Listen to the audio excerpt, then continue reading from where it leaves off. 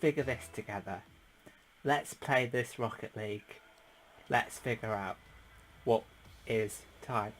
So to start off with, just a little bit of context, is I'm playing Rocket League at about 25 minutes to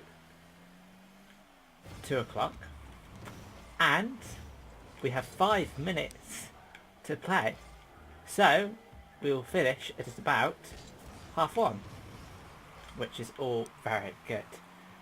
But what does that mean? What do all these randoms mean? What do all these random numbers mean in the large grand scheme of things? We can all agree that these things take that amount of time, and we can all be on time, and we can all be agreeable about the time. Is that the time? Yes, that is the time. But what is the time itself? Nobody asked this. Nobody asked what is time. What is the time, but what is time? So it's basically a way of keeping track of how far you have progressed in the day. So for example, like 1 o'clock in the daytime, 1 o'clock in the afternoon, or 1 o'clock or 12 o'clock 12 o'clock in the daytime, depending on winter or summer, is when the sun is highest in the sky. So in some way you could say that's the middle of the day.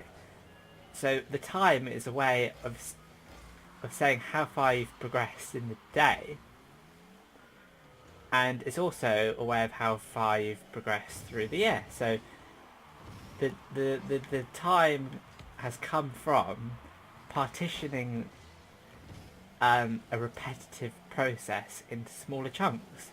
So you partition the cycle around the sun into smaller chunks, into days and months and stuff, and you partition the day into smaller chunks, into hours and seconds. So basically it's just a practical means of progressing into something that happens regularly, I would say. But another thing about time is it is, in terms of physics, it's very useful, because you have speed and distance, and all of this speed business is reliant on time, and there are many calculations, including some calculations I did, like in mechanics and stuff, projectiles, and you can work it out all using the time. But what is time itself? And a deeper question would be, does time exist outside us saying it does? Do the monkeys and do the trees agree with time? Or is it just our interpretation of the world around us?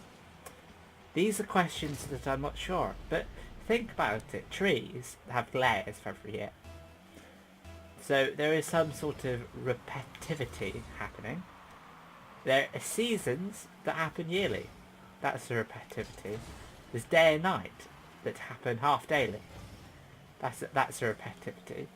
So there is a natural repeatedness.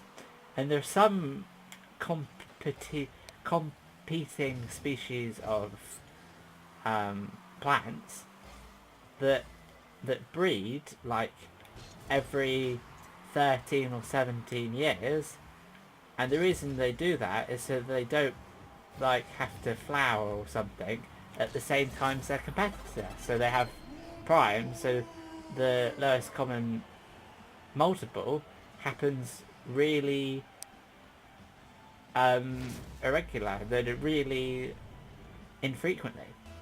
So there are certain times of how time fits into nature and stuff, but is, yet again, that could just be our interpretation of stuff. It may not be actual time. So another part of time, you could say, well, it's the fourth dimension, Peter. Aren't you missing the space-time continuum? Well, it's just a very convenient way of interpreting things. Like, it works very nice and stuff. Like, general relativity does need meters per second. It needs the per second part to function, because you need to know the velocity of stuff. But what if you don't need to? Well, satellites fall into everything. Like, nothing happens without us having a bit of time in our lives to focus on time. So really what I'm getting at is that time sort of exists, but only if you say it does. And it's very useful when time does exist. But time doesn't have to exist for it to be useful. So the general question is, what is time?